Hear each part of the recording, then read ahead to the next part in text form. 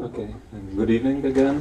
We're gonna have a discussion. I don't know if it should be about an hour or an hour and something, with 4 distinguished guests, which I'm not gonna introduce because you already know them, and they need basically no introduction actually.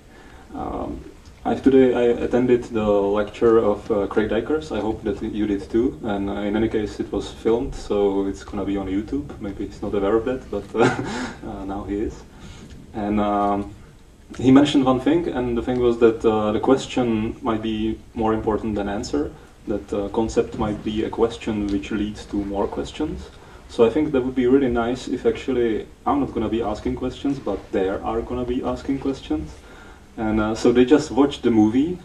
Some of them have seen it a couple of times, I guess, not for the first time.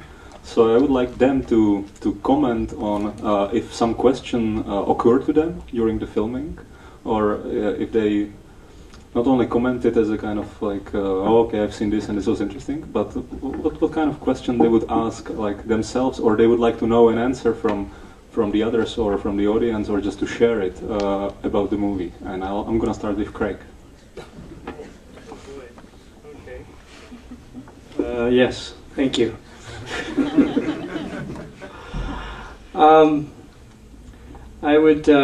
Something came to my mind that I've been thinking about for a long time, maybe 20, 25 years, a question that I still haven't answered.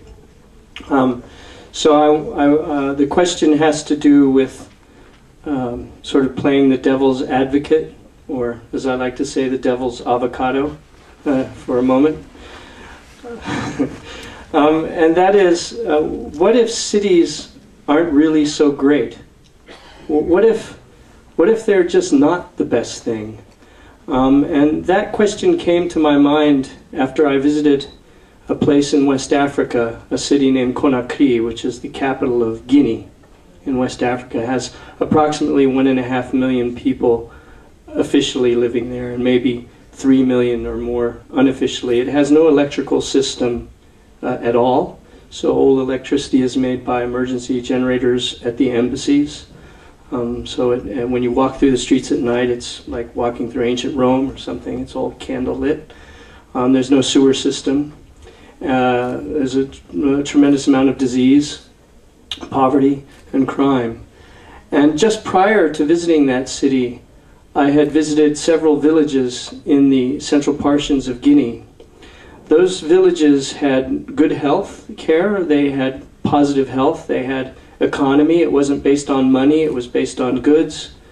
They had beautiful landscape, they had privacy, they had entertainment, they had sex, they had everything that you might want out of a city. But they moved in enormous numbers to this city, where they gave up a beautiful landscape, they gave up a sense of community, and they gave up their health, and they didn't improve their economic circumstances at all. So while it's a little unpopular to ask this, I just want to ask, why do people move to cities, and what if they're not the best thing that we can actually create?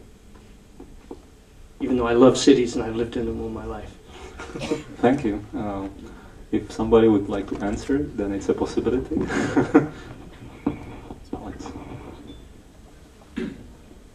Well, I think people have been moving to cities since ancient times, and I mean, I think that's part of human nature. I know Aristotle said that cities are places of living well, and villages are places just to live. So there's that fundamental sense that the city will give you something more than you have. And I know the World Bank does this, I think it's bi-yearly economic development report, and the one from a couple of years ago had a terrific comparison, which I had never thought of, but it actually used the idea of density and diversity in economics as mirroring density and diversity in city planning, and made the case that it is only through density and diversity that you do get substantial economic development, and that no society has ever actually developed economically without some form of urbanization. And even though the 4 million people who every 2 weeks come to one of these cities, they're making a bet. They're either chased by conditions that are oppressive to them where they are, or lured by hopes of things they don't have now, but they still come. And I suppose in the aggregate, they're making the right bet. That statistically, yes, the city will lead to a better life.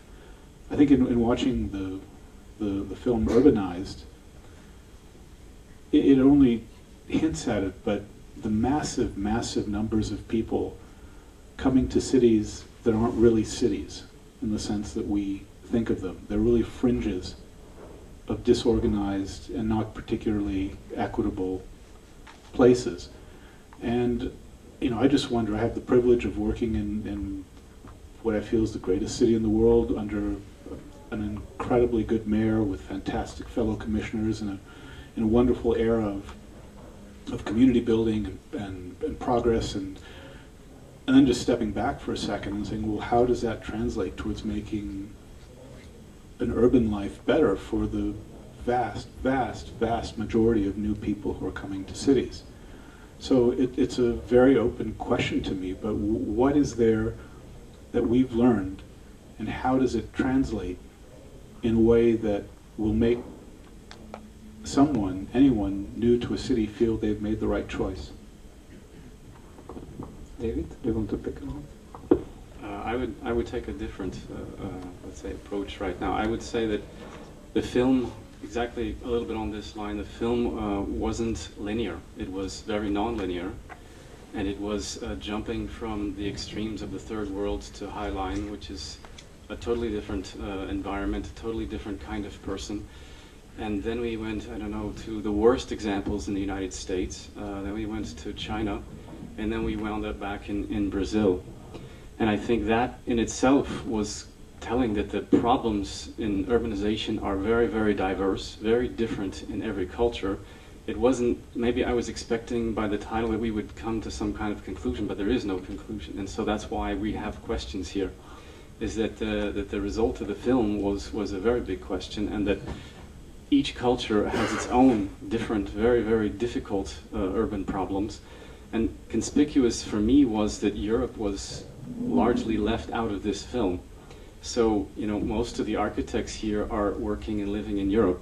So, it's as if the film was saying that Europe is the greatest urban space in the world, and so let's not talk about it, because there's not the poverty that were in some of the third world countries. The densities aren't the same.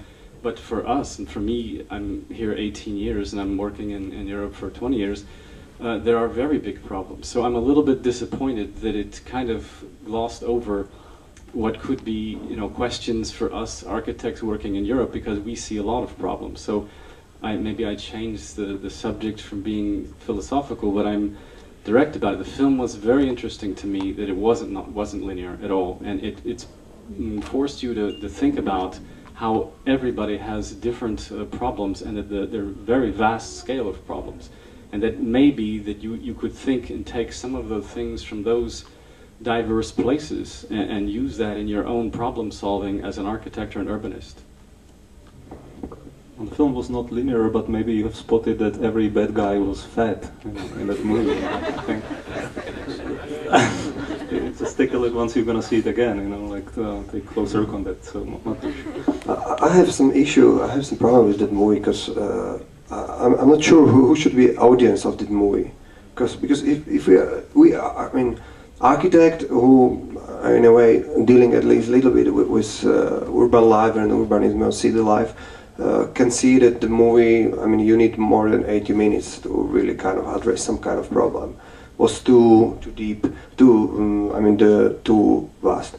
But I'm afraid that like a normal audience, not architecture audience, or somebody who is not immersed in the problematic, can see that the problems are not so difficult, and that they are quite easy to solve, because you saw some really kind of quick solution in the movie as well. But the real life is so different. I mean, the example of the Germany, of the station, I think that the movie wasn't really reflecting the true situation of that project. And also the mayor, former mayor of Bogota. He is the guy who wasn't able to be re-elected from after 2001. So wasn't, I mean, that's, I have this small problem with the movie, and I have one question which it came to my mind during the the scoring of the movie. And what is the, I mean, this question is not very politically correct, but what is the where is the line between the super democratic process of forming our cities and the moment where too many compromises bring bad solutions and bad ideas? I'm talking, if you imagine in Bratislava, I'm sure also in Prague, in everywhere, group of few people can stop some construction for 2 years, 3 years without any problem. It's very easy, and of course it's very important to be democratic in this process. But where's the line? I mean, it's a big, and there's also the story of New York. I think Commissioner of DOT Janet Sadikan was doing. You can correct me if I'm wrong. She was doing these pedestrian plazas and everything, helping. She was doing it with the pilots, no?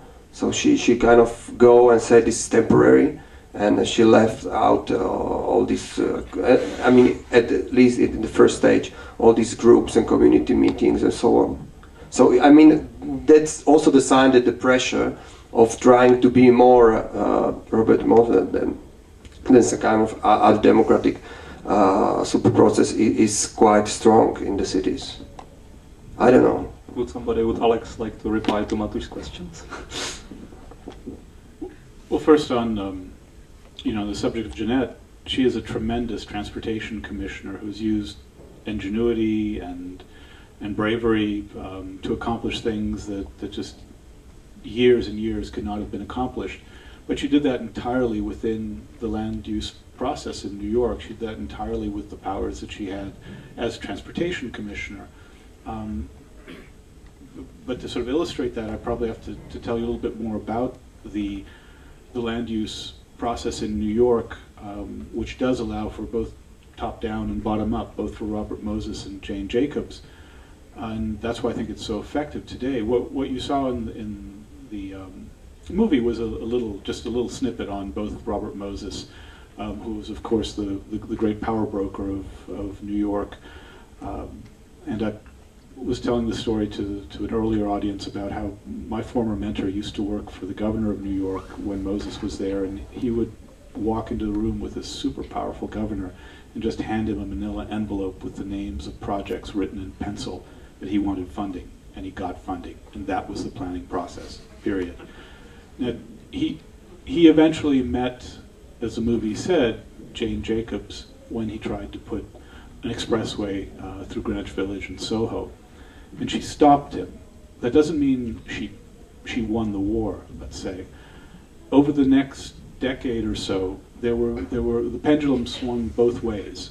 But out of that struggle, there came to be the community board system in New York City, which gave every neighborhood a formal group of people that would be included in the planning process and could be in the neighborhood itself. It gave us something called the Uniform Land Use Review Process, ULURP, which is a law that mandates that a project, any major project or change in the zoning code, goes through 7 months of input, both from the top down as well as from the bottom up at regular intervals. And no project exits the ULURP process the way it came in.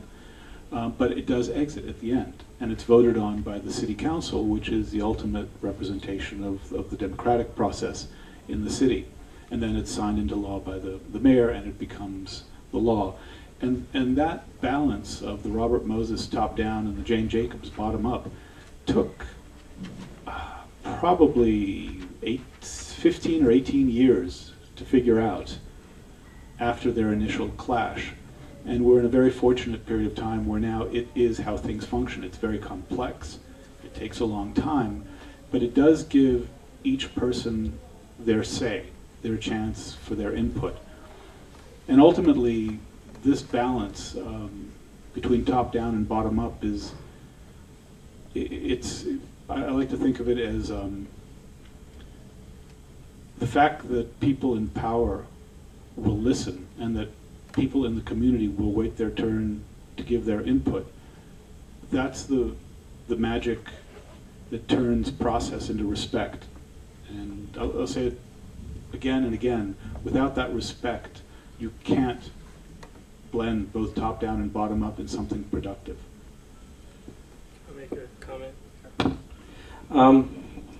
I wanted to challenge your statement. I think architects have a tendency to blame everyone else. Developers, politicians, people, our other architect friends. Everyone is messed up, except for us, because we've got great design ideas. But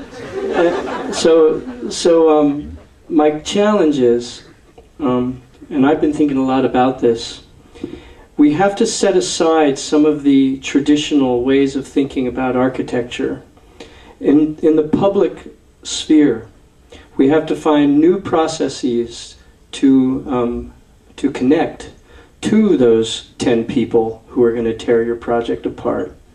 And if we don't find ways to adequately communicate with them, and if we don't create those systems ourselves, if nobody else will, then we have to take responsibility for those 10 people ripping our project to shreds.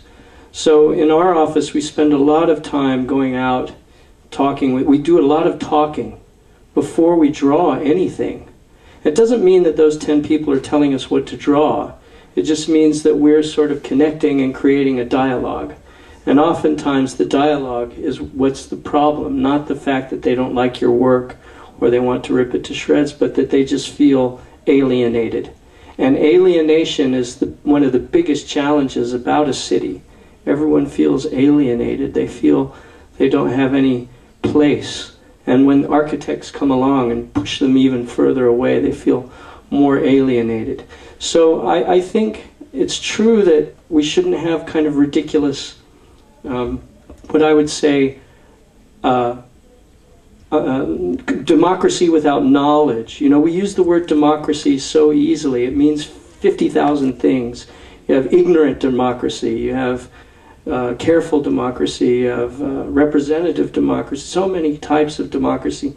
But I think that for us, it's important to reach out and not only listen, but also talk, and find new ways to talk to people, and that could get rid of some of these imbalances that occur.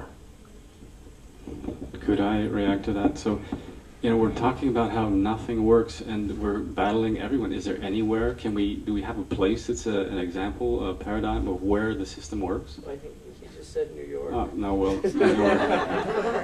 No, I don't think so.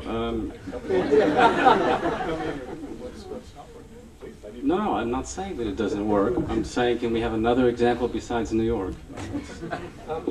There are some things, specific things in different cities that I've always found interesting. I know when Christiania in Copenhagen developed, that was really fascinating. You know, it was this kind of occupation of the city, and the city found a way to deal with it. Well, I'm trying to give hope to these people here, these designers, that it's not just let's say, you know, catastrophic, that they're just going to run into these problems and there's no solution for them.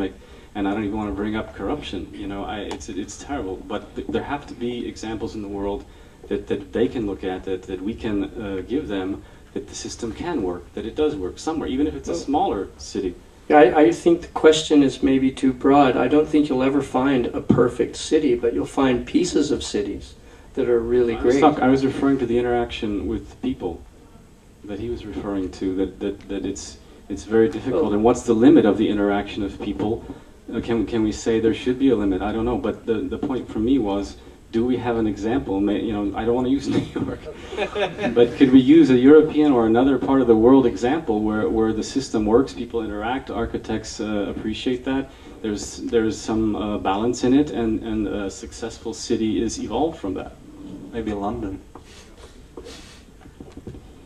One movement that I'm seeing more and more of is the pop-up movement, and where people simply make they'll make the change they want, but they'll make it out of temporary materials, and that as a nascent movement, I think has really great hope in many situations and in many classes of city around the world, rich cities, poor cities. The idea of trying something out on the basis of it being temporary, letting people experience it. If they like it, great. If they don't, well, the consequences will be quickly clear. But as the speed of the world continues to increase, the traditional master planning process, the traditional way of going about the planning and expansion of cities is not really keeping up. And I would say a great unanswered question is, how can we speed up that process of experimenting, identifying what the problem is, developing a solution to the problem that's an experiment, and then if the experiment works, multiplying that solution. Craig, in today's lecture you said that the concept is a question that leads to more questions, I guess. So you started with your question of what if cities are not that great? Could you continue? Well, every time I ask that question, I usually get, and I ask it a lot, the same kind of backlash, which is, no, actually, cities are great, this is why they're great, here's what makes them great, and gee, they're great. So, and they are, I mean, cities are pretty impressive. I really, you know, I've lived in one all my life. Most of us are born inside of a building, and we die very near a building or in a city, so we live, most of us, our lives in cities. But I still like to think, the question, I would love to get an answer that really does say, well, actually, no, cities aren't so great. There's this alternative, or there's this alternative way of seeing a city. And that has been tried in the past unsuccessfully through some of the great master architects and planners who tried to rethink cities, and they basically just messed it up. But what does that word "great" mean? I mean, are we just saying our city? Is the question you're asking? Our city's great? I don't know if that means, but I think we can quantifiably ask: are cities attractive? Yeah. You know, value neutral about whether they're great or bad, but are they attracting people? Well, I like what Rem Koolhaas said, that the cities aren't designed, and they have bad qualities and bad environments. And my opinion is, people are not leaving good cities. They're not going away from good environments. They're leaving bad cities and bad environments. And so those are the places we have to try to change. But some people are going to bad cities too, and many big cities in the world that are not functioning. Yeah, for existential reasons, maybe. For existential reasons, maybe they need work, or yeah, but they can get work elsewhere. I don't believe there. You cannot go. My feeling is anyway that if you go to a well-operating, small-scale village in some of the locations where some of our worst world cities are, they have work, they have entertainment.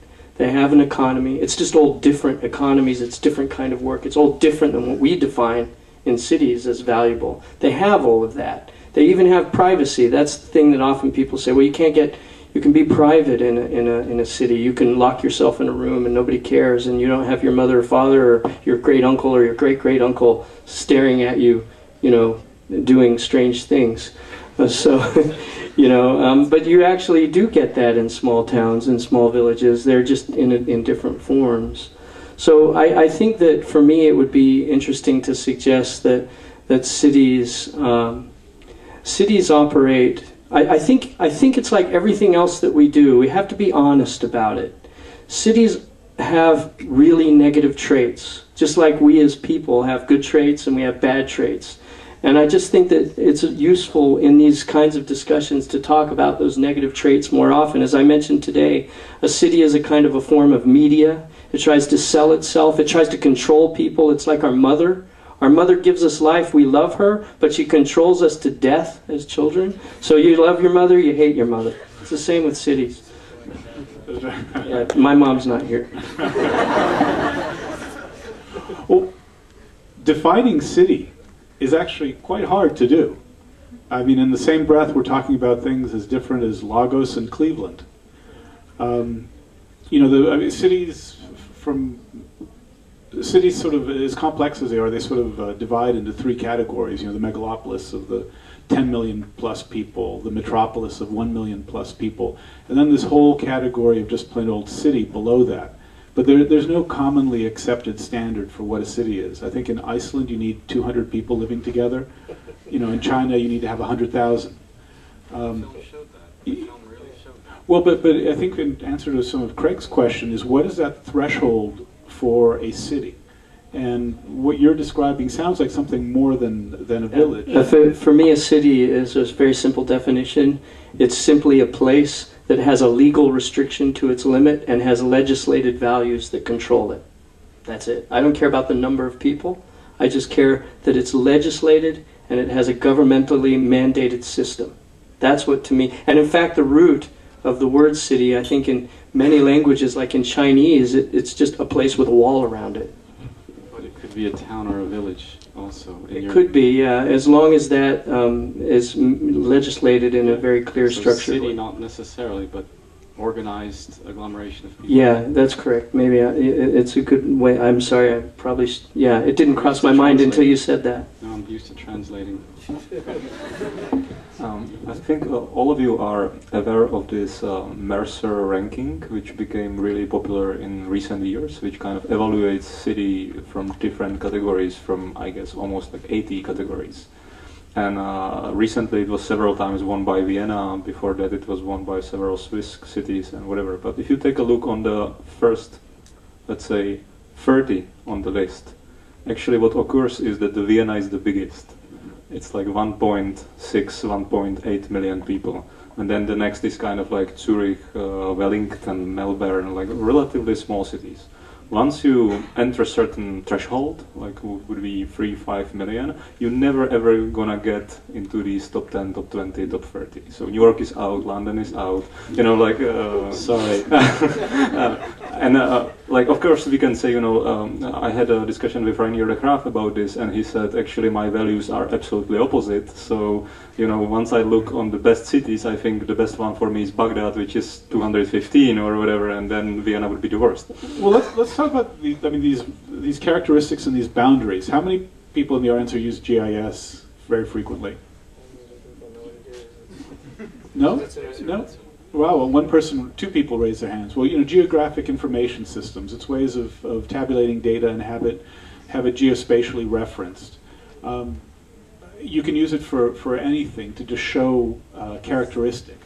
The reason I'm bringing it up is because when you combine a boundary and a set of information based on a value that you choose, then you start defining a piece of a city. And there are many cities that overlay. I mean, New York has a political boundary, but it also has a cultural boundary, and a transportation boundary, a transit boundary, even a cooking boundary. We had an intern one year where we decided to give her a task. She was very smart, very facile with the computer, and we said, make us a map of the restaurants in Brooklyn. So by every census tract, which is a small division through which the data comes, find out what is the dominant ethnicity of the majority of restaurants there, and then map it through GIS onto Brooklyn. And it came out with this incredible looking thing that, you know, that could look like a new continent with, you know, a little bit of Greece here and China there, etc. Then we asked her to map the restaurants in Manhattan, and instead of showing them by their ethnicity, where there were more restaurants, make them taller. And then we decided to put that in the computer and to SketchUp and look at it in 3 dimensions, and we took the point of view of the Statue of Liberty, and lo and behold, looking at that data, 3-dimensionalized, it looked like the skyline of Manhattan. I mean, it's sort of one of these you are what you eat moments. But I just bring that up because the geographic information systems let you pick any variable you want. Longevity, lifespan, fertility, income distribution, income inequality, ethnicity of population, number of tweets. It doesn't matter. You can sample the information that matters to you, and combining it with a boundary, you have now defined what your city is. And as long as you can understand that a multiplicity of cities can exist in the same space and time as one, then I think that expands our definition of city. It expands our definition of who operates on a city. Because each of these values, you know, chefs operate on the city of restaurants, not urban designers. You know, people, so it opens the dimensions of people who can work and improve and change a city. And I think it's an exciting new area that is becoming more and more into the consciousness, at least of the young designers that I encounter, and is broadening the ability of people to change their city, which ultimately I think is what leads to the most livable city. Could I change the direction a little bit? Since Adam was so kind to give us the questions and throw everything over on us, I'd like to give him a question. What city do you like and why? Oh. Astonished, no? Yeah, I lived in several cities, and I kind of I divide cities into different types, which is very simple because there's of course more of them, but really two of them. One is good for visit, one is good for living, and usually they don't match. I actually enjoyed living in Rotterdam and in London, even though they didn't look really nice once you visit them. And I even also enjoy living in Los Angeles, which definitely didn't look fancy. But those are all cities with a huge youth culture. Yeah. They're very active, very dynamic. Yeah. They're not beautiful, but... No, but that's what I meant. One of the descriptions, what I thought was very interesting, is that notion of freedom, and notion of tolerance, and notion of possibilities. And to me, actually, I think, like, we in Prague, we have super tiring discussion about a vision of Prague. And we always end up with there's no vision. What is it? Everybody is skeptical and whatever. Doesn't exist. No, I offer one. Yeah, I think the cities which are successful are able in dealing with differences.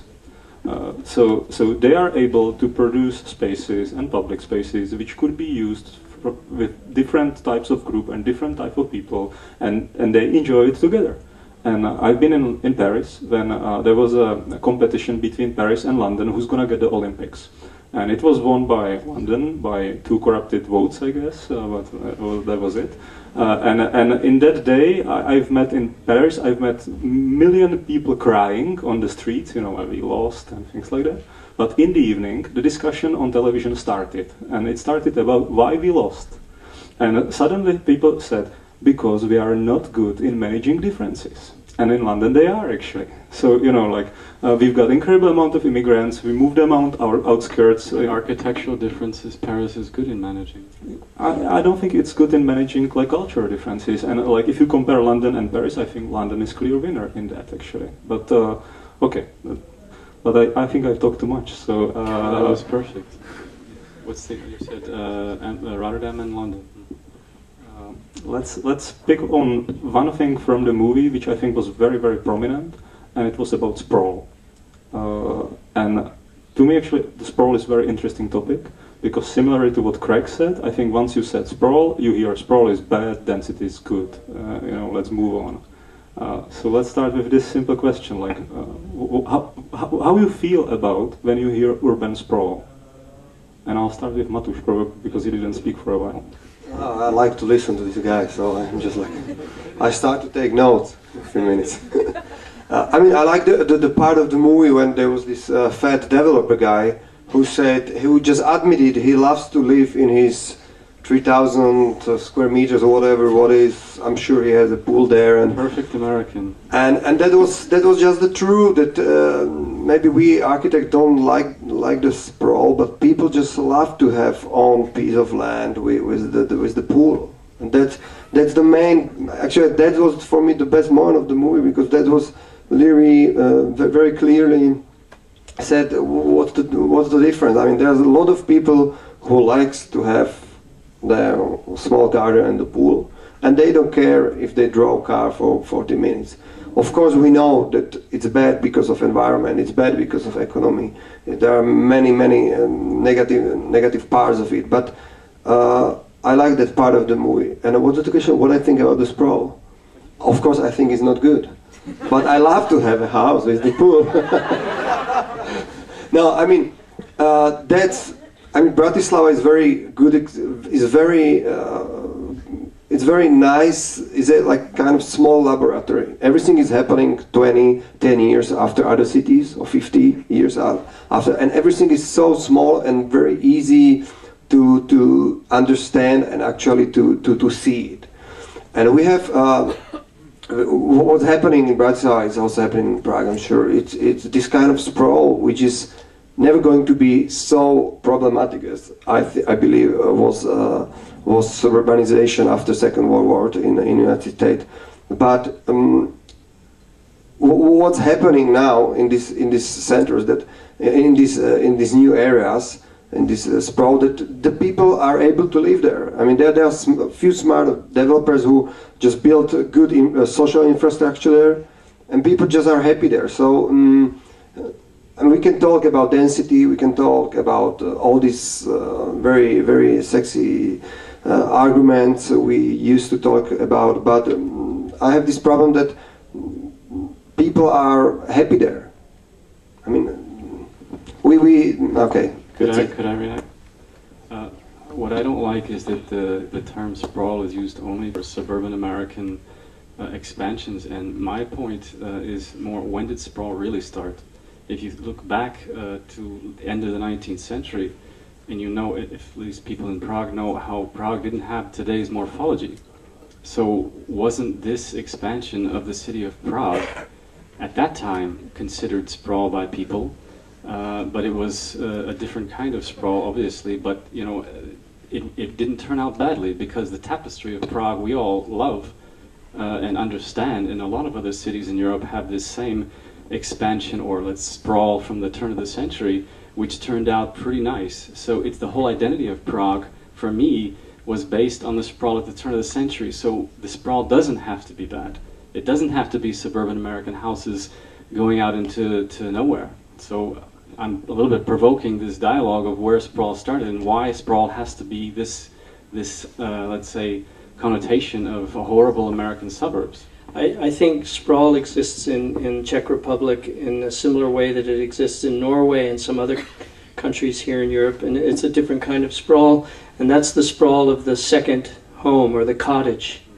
So you leave on the weekend to go to the cottage in the country, and so you may live in a fairly tight urban environment, but there's always that cottage, and they're like sprawled across the landscape. And it's strange because... So we got it from Norway, or Norway got it from us? No, I think it's just coincidence. I'm sure you'll find the same thing in other countries, I think. Yes, Norway have, yes, the cottage culture is very big. And the only thing that's interesting to me about it is that while I may not myself want to live in a faraway place like they showed in Phoenix with driving, but some people do like it. I think the problem with sprawl isn't the physical format of it, is what was raised by the lady just following the man who said he likes his swimming pool. And she said, well, that's great, but there's a lot of environmental resources that are being stressed by the sprawl. And so we're really, you know, just basically killing ourselves with it. If you want to live there, great, but then take responsibility for the environmental resources that are wasting. And a cottage in the country does exactly that. It means that every person has two homes, where in parts of the world, people don't even have one home. And all the energy to get you to the cottage in the countryside is a kind of sprawl. And then all the infrastructure to support the food and everything in the cottage. So it's kind of a strange, interesting, like, tangent. Alex? Well, sure where best to fit into this. Oh, I can actually. New York? Well, no, in New York we do have very suburban areas, even within the city limits, and that's a reflection that people do like to live in a single-family home with a driveway. And in our growth, you know, we need to grow by 1 million more New Yorkers, as Amanda said, in the next generation. And our pattern for growth is to rezone to higher density around our transit nodes. New York has believed in transit-oriented development already for a century now. We believe it for the next century. but in tandem with upzoning around transit, we're downzoning in the areas without transit, so that there will be areas of just single-family homes that will have a suburban feel to them. The American sociologist Christopher Lineberger, who studied, he's very much a downtown advocate, but he studied this problem for quite a long time. I remember a conclusion from one of his books where he said, look, from all the statistical research he could do, it seemed like about 30% of the people absolutely have to live in suburbs for their psyches. About a third of the people really, really want to live downtown in a walkable, livable community. And he said, another third just don't care. So it's that middle third, sort of the hearts and minds that, that the sort of cities and suburbs compete over. I think, though, for a city, it is good to have diversity, even in its housing stock, so that tolerance of difference. I mean, New York would be a lesser place if everything were Manhattan. It's wonderful to have the skyscraper forest on Manhattan, but also to have brownstone Brooklyn, and also to have this trailer park in Staten Island. New York actually has a rather lovely little trailer park, of manufactured homes sitting in neat little rows in Staten Island. They all come together as part of the diversity. I would say, though, and this is not so much a New York issue as more of a federal policy issue, there are many, many hidden subsidies in American economics and taxation that make it relatively easier to build a suburb than to retrofit a downtown. Something as simple, if you build, let's say you renovate a factory in a downtown in one city that I've worked in, every new unit has to pay the same sewer hookup fee as a suburban McMansion does 20 miles out. But the sewer already exists downtown. All you're doing is drilling a hole. Whereas to put in the sewer for the development in the suburbs, you're laying 20 miles of pipe. Why should the downtown redeveloper be paying just as much and not getting a discount? Or why shouldn't the suburban developer be paying a premium for all those goods and services that will now be used to subsidize that greenfield development? My joke after the lecture today was that America is what happens when you give Europeans too much space. And there's some truth to that. It was a place that had very few inhabitants, and really within a fairly short period of time suddenly had many, with centuries of history brought along with them, colliding with an indigenous population. These kinds of odd things like they show in Phoenix sort of make sense when you look at it from that perspective. It was an irrational kind of beginning. I do a small provocation, and I did a calculation a couple of years ago that the average population density of the planet is extremely low. And it's actually 0.4 per hectare, which is incredibly low. And I know, like, somebody would say, of course you've got deserts, and you've got, tundras and whatever, but even if you count them out, then it's still incredibly low. Yeah. And it's so surprising to me. And when I take a look on that, and from that I did a small observation that maybe the problem of sprawling is that the density is too high, And that's, I'm maybe a bit getting to what Craig was mentioning, because I think the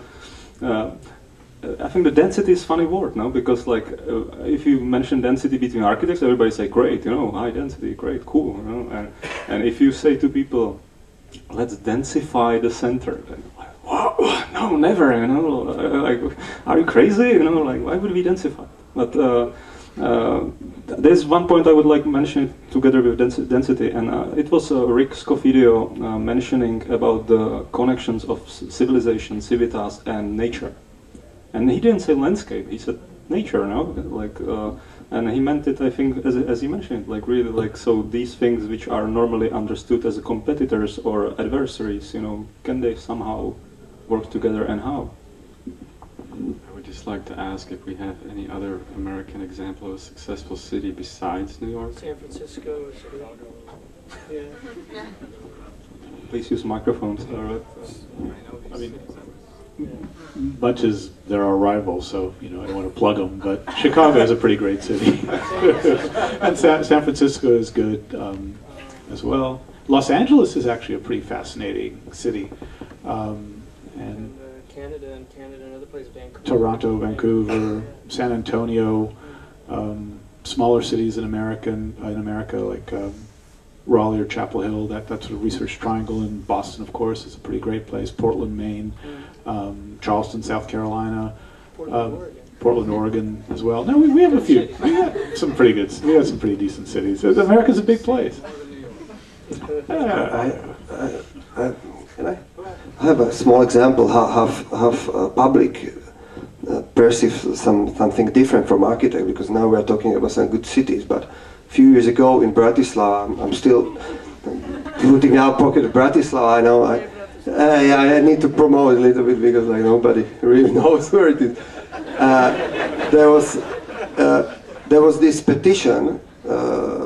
People were signing for a petition against Manhattanization of Bratislava. And I said, no, I want Manhattanization. We have those same petitions here. And that's also the very good point out. It's pointing out how different is for us. Manhattan is such a laboratory and everything. All this history and everybody, all architects love it. I love it personally very much. And but people have some completely different vision or what is the good city for them, So that's the gap we need to cross sometimes, I think, because once we start to talk about public opinions, that's always for me a signal, that we should not do that actually, and we should ask, So please. So now it's actually, I think there are some ladies with microphone. Yeah, somebody up there with a white shirt. Thank you. Hi, I'm Erik Vrijters from the Netherlands. So, okay. I have a question. In the latter part of the movie, Mr. Peters from South Africa suggested that there will be built new cities like 30 or 40 in Asia and Africa. To me that's kind of interesting, because he also said that there would be nothing like the cities we know now. Are you agreeing with him? And how would cities be extremely different than they are now? And who would you like to ask that question? All of you, you're designers, you can build a better table. Then who wants to answer it? Well, I just want to say I really like the question, because it was sort of trying to get it's what I'm trying to get my head around too, just somehow trying to imagine what's not there yet. And in order to imagine that, you have to understand the trajectory of human relations over vast periods of time. And certainly if a new city of the scale of the cities that we imagine as super cities today, and the millions of people will grow in the future in a place that doesn't yet have a city or even a town, how might that grow? My guess is that it will make many of the same fundamental mistakes. It will challenge people psychologically. However, one believes that by that time, their reliance on natural resources and economic and political structures that we have today will be very different. So I would imagine a city in the future like that, hopefully, will have a very different regulatory system, a very different political system that allows people to interact in a kind of more enlightened way with how things grow. So I don't want to give a lot of credit, for example, to the Occupy Wall Street or Occupy Praha people, who I really admire that work, but they set up some really interesting approaches how to develop their little piece of occupied land. And I mentioned Christiania in Copenhagen. Those are places that redefine the regulatory systems. And Mayor Bloomberg's administration has tried to do that inside of the existing confines of government there. But I think that that will allow for people to create their own places more organically through time, so that perhaps things will be less controlling, I think. If I could give my opinion, I think it's a really provocative proposition. I think that basic human nature, the basic primal needs have not changed over thousands of years. So if this is going to be a place which is like nothing we've ever seen, why would we like it? You know, if it can be, it's a visionary place, fantastic architecture, okay. But people have basic needs of community, of health, of education, of entertainment. So what's going to be there that's not like anything we've ever seen? And if it is that, if that's true, then why would anybody want to be there? I hope that answers Eric's question. So there's another one on the right.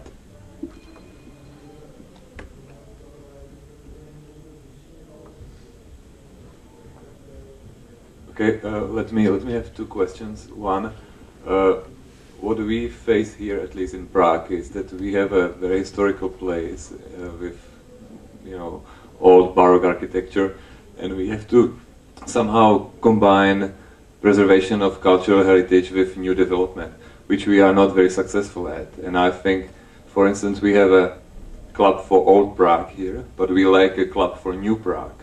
And at the end of the day, when there is any attempt to build something provocative, modern, new, it usually fails and it goes nowhere. So my first question is, if you know of any kind of similar city, old, historical, with a lot of heritage, that successfully merged these two approaches. That's one. And second, just in the movie there was one architect who mentioned that architecture competitions is a very weird thing, because usually 90% of good ideas is wasted. Well, from what I see here is that we even fight to enter this tradition of architecture competitions. And so I wonder, what is your observation on this, on architecture competitions, for design competitions, for planning? And the very last thing, you know, I was in Guinea as well. That's too many questions. And Conakry is not as bad.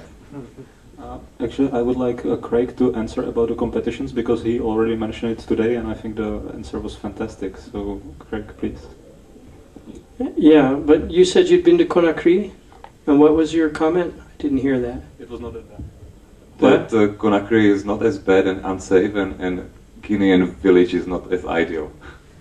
Yeah, well, okay, we have a difference of opinion. I loved it. I mean, I would have stayed there a long time. It's not like I hated it. It was just unsanitary, and there was disease.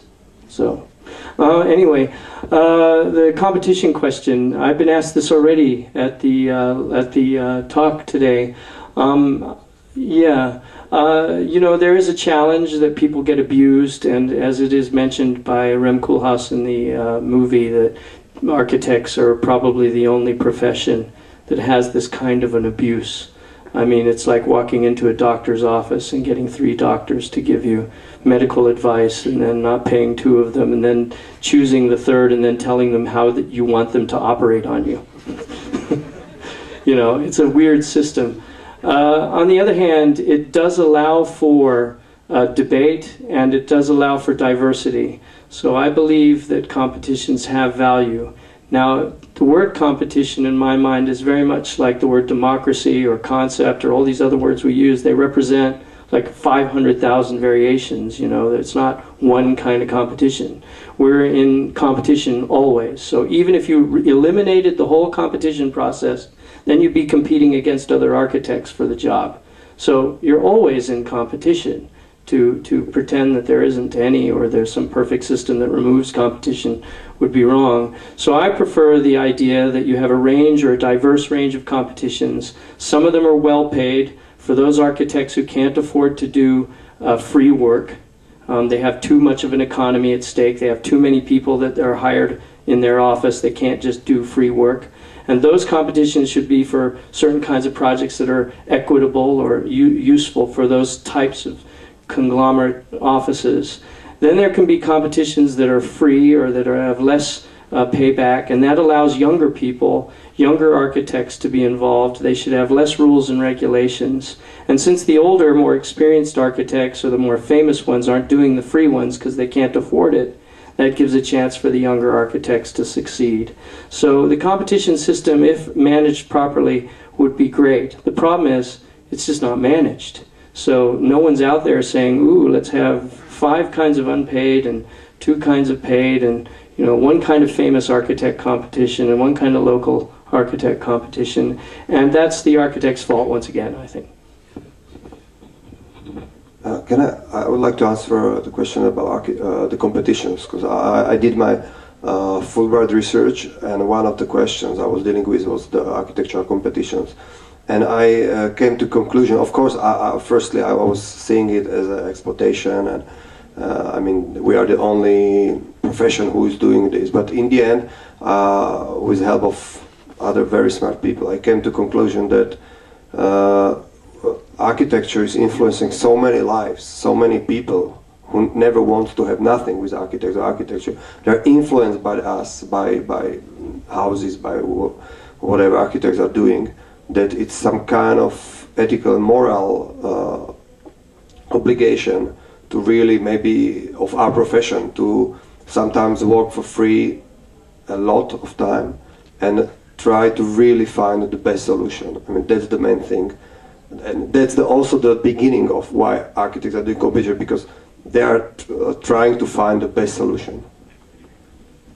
If I could say, my opinion is that in a lot of other European countries, great architects' careers are started from competitions, and it's really a way of breaking into the industry. And I think the comment is that in this country, this is not happening. People are winning competitions and nothing's being built. So it's incredibly disappointing. And I can say personally that our studio has been involved in competitions, but we just don't do them anymore because they go nowhere. Even world architects can win competitions here and things are not built. So I think the complaint is more, let's say, a cry for help of how can we try to solve this problem here, because careers are not made here from competitions, usually. Occasionally, maybe, but it's not like the rest of Europe. Do you have a union, architects union? A what? I knew I would ask a question that would get that. I mean, you don't have an architects union, or you do, but they're not very effective, or... Yeah, I mean that's one of the things. It's hard to get architects to unionize. I mean, a lot of the competitions, you get 5 because we want to work here. Yeah, but if you pulled yourselves together, made yourself a union that had enough strength to monitor, to oversee, and to implement changes in the competition system, that of course takes a bunch of architects agreeing with each other, which you either need a lot of beer or alcohol or drugs or something to get them to agree, but it is possible. You can implement the system. In Norway we have 2 unions. We have an architects union and we have an architects employees union for the people that work for other architects. Wow. It's great. And in our office we have yet a 3rd union, because we organize our office internally. We have a self-defined union in the office, so we have basically 3. Alex. On the subject of competitions, though, I think you guys should pull back a second and think strategically. Look at it from the point of view of the people making the competition. One problem that I have seen from the point of view of government, I have seen how certain organizations will call for a competition because they don't know what the question is, and they'll ask for an answer. And they think that somehow the competition process absolves them of the need to formulate the question clearly.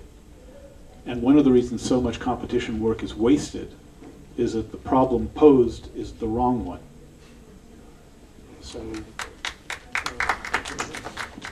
anyway, I think if I were going to suggest the type of competition to have, it would be to design the problem, not the solution. And architects would be fantastic. It's true. And so that was the second question to answer to the second question of David, and the first one was about managing cultural heritage with the new stuff. So you're gonna try to. Well, we're working in San Francisco right now, which is a city that's remarkably similar to Prague.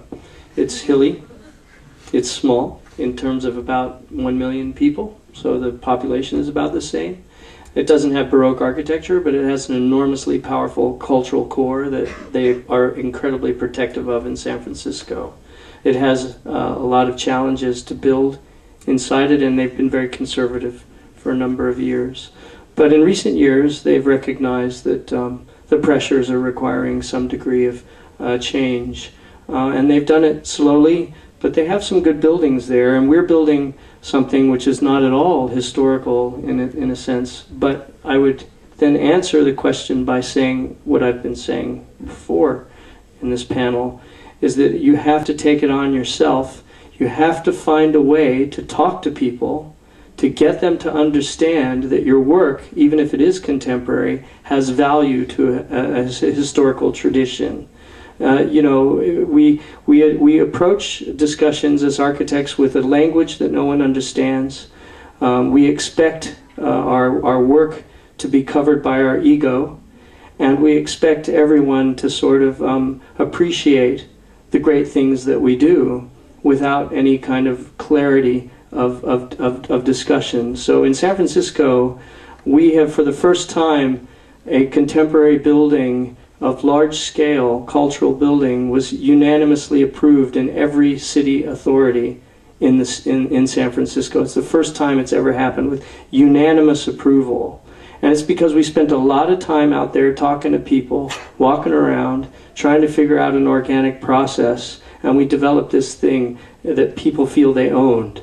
And that, I think, is a big part of it. So, again, I would say don't sort of push it off to everyone else. Yeah, okay, there are lots of, you know, people out there that are pig-headed, but, you know, so what? I would like to say, to give a credit to people like Robert Mose or Baron Haussmann, because I spent my high school years, 4 years, I lived at Rome, which is very difficult to live. It's the city where I really don't like to live there. I mean, I spent a few years there, but it wasn't very difficult for moving around and so on. And that's the good example that in Paris somebody take the strong position and do the very strong moves, and that's the same with Robert Moses. I mean, so that's the Rome is the perfect story how the preservation, even if it's very important, make the city unlivable in the 21st century.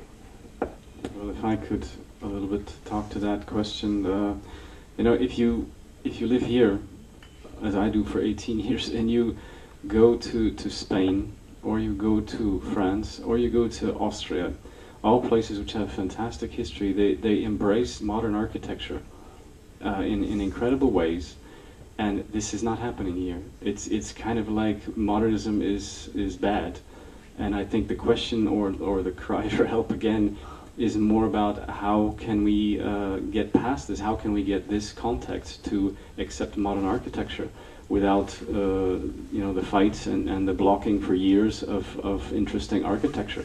Because interesting architecture here, modern architecture, is very limited. I'm not talking about modern architecture 50 years old, I'm talking about modern architecture from now. Could you suggest that there was such a backlash against what happened during the communist era, the sort of heroic internationalism that was imposed on the city in a certain way, has had a kind of latent psychological challenge to get past, you know, and that's happened in a lot of places, and in a certain sense it may take time. So maybe the idea is to go the other direction and do smaller things. I was saying, I went to that park where the metronome is. You know, that park really needs help. And instead of putting a sports stadium there, like I think they were planning to do, you know, just fix the park up and do some really nice contemporary. You can do contemporary things. Ask the audience what was there before the metronome.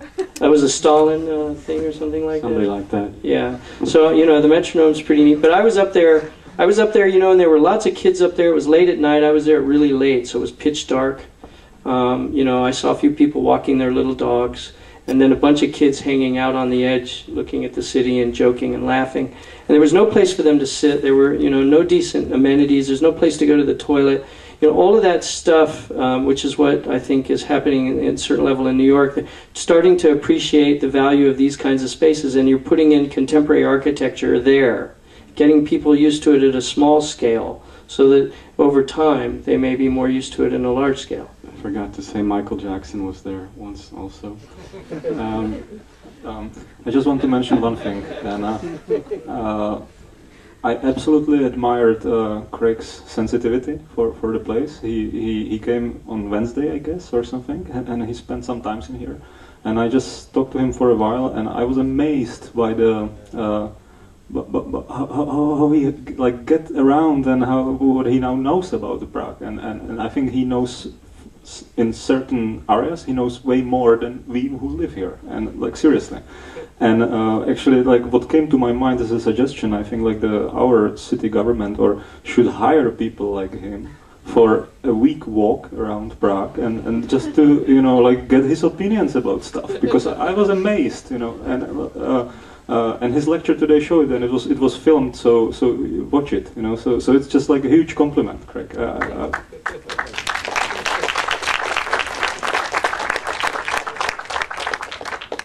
Any questions? Go.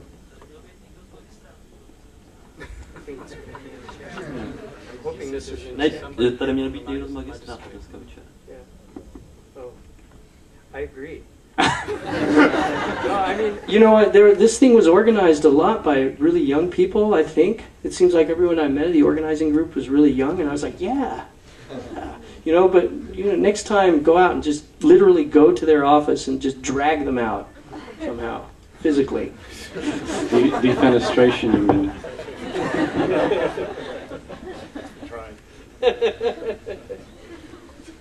Correct.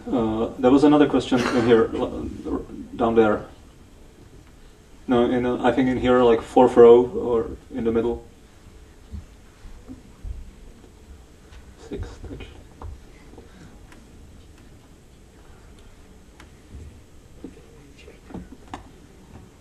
Does it work? Yeah. I have a question for Craig.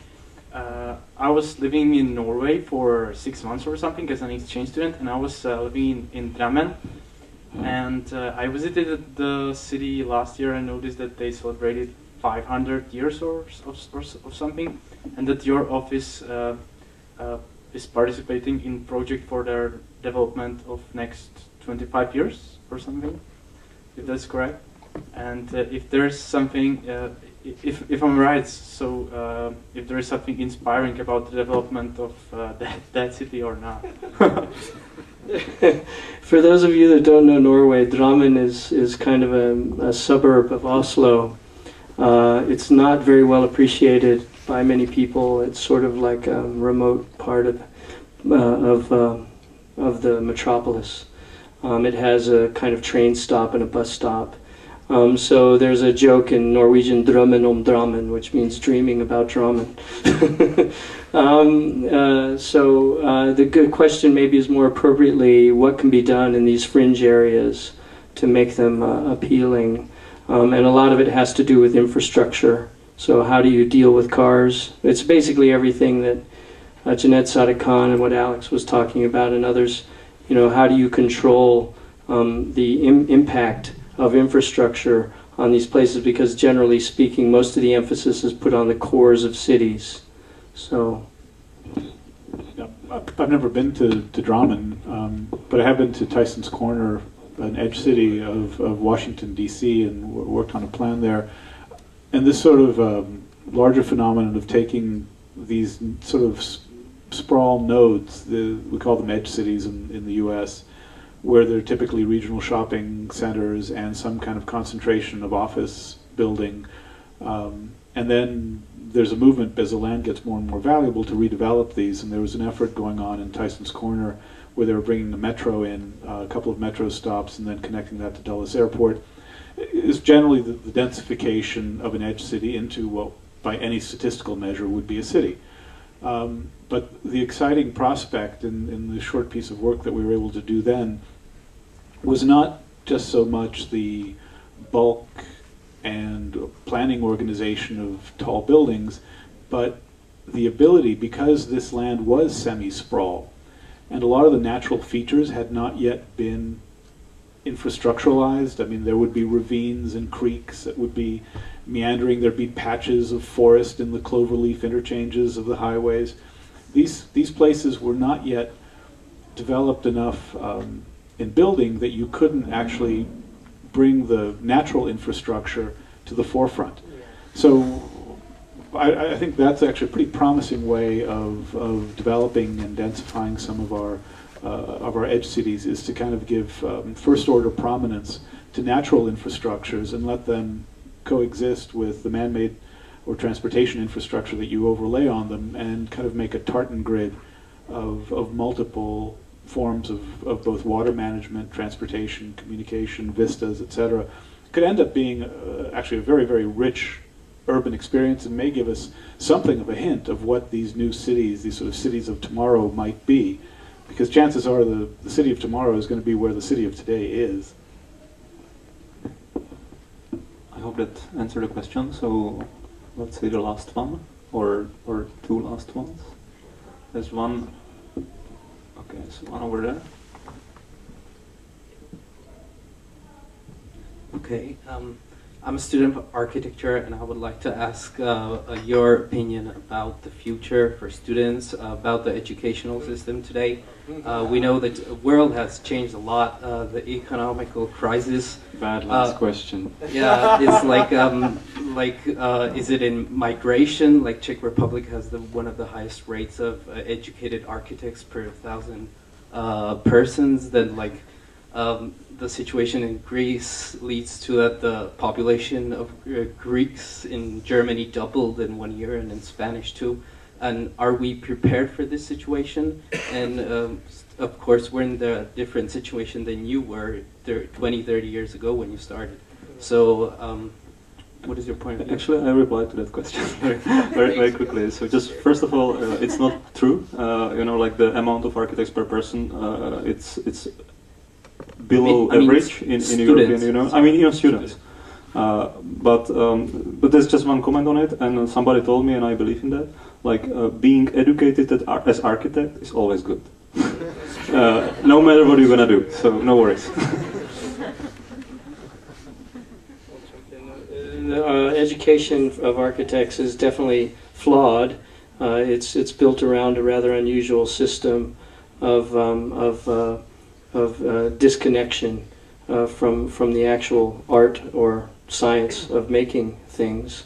So there tends to be a lot of thinking, not a lot of making. Thinking is good; it's very important, but making is also very important. I think the studio system is challenged. Young architects are given very little practical understanding of the decisions that they make. The review system is challenged because you're essentially there to hear the critics, and there's no empowerment of students. And so I think the architectural education system will change. But I do agree with you.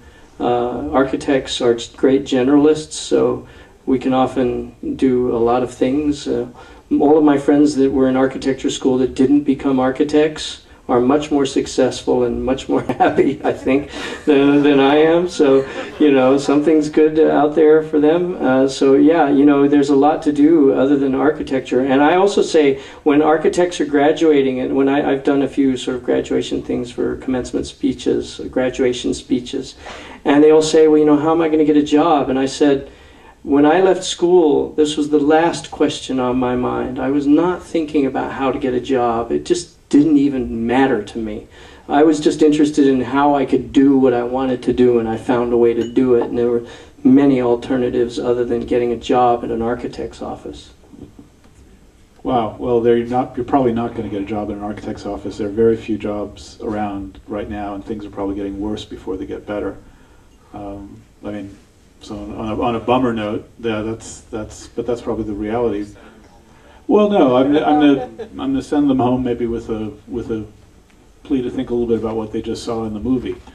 I mean, yes, architecture job numbers are dwindling, but city population numbers are increasing. All I'm saying is that I think that the training you get as an architect now is better served or better used if you can apply it to trying to figure out the needs of cities and then trying to meet them. And that the great, great, great growth story of this century is the growth of cities. And to the degree the best way to serve that is to hope for a job as an apprentice in an architecture firm and wait around for a commission, you can take that route, but there are not going to be many openings available. But if you can use your imagination, use your entrepreneurial, use your thinking skills, visualizing skills, convincing skills, one of the good things about the jury system is that you learn how to handle criticism. And you can take that and go out in the world. The key is to identify the problem, state the problem correctly, and then see where you can fit to help it. Just to summarize, I mean, it's very bleak on the specific traditional architecture front, but it is actually wide open on the sort of person who wants to not just design cities, but understand them and help them to overcome whatever problems are in their way. And that could be political, it could be financial, it could be design. Chances are it's going to be a combination of all three. I think that was perfect ending, actually. There's one more question? No. Okay, to all of you who became fans of Enrique Peñalosa, who was the mayor of Bogota from 1998 to 2001, I've got just two remarks actually. One of them is that there is an incredible movie which is called Cities on Change, Bogota. You can find it on YouTube.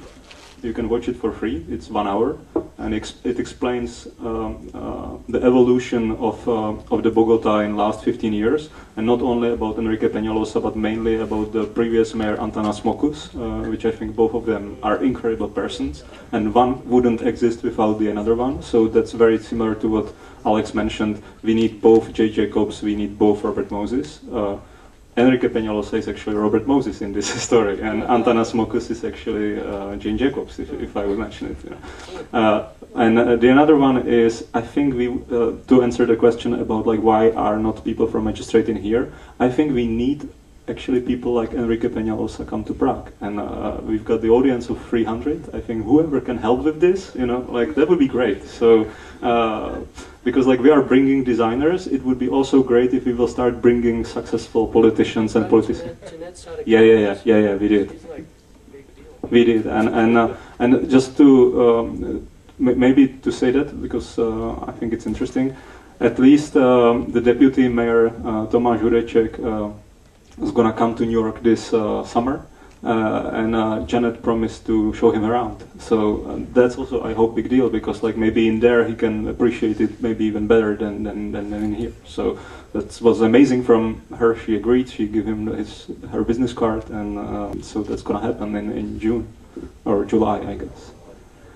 Thank you very much, and thank you for the panelists. I mean, they've been amazing. Thank you.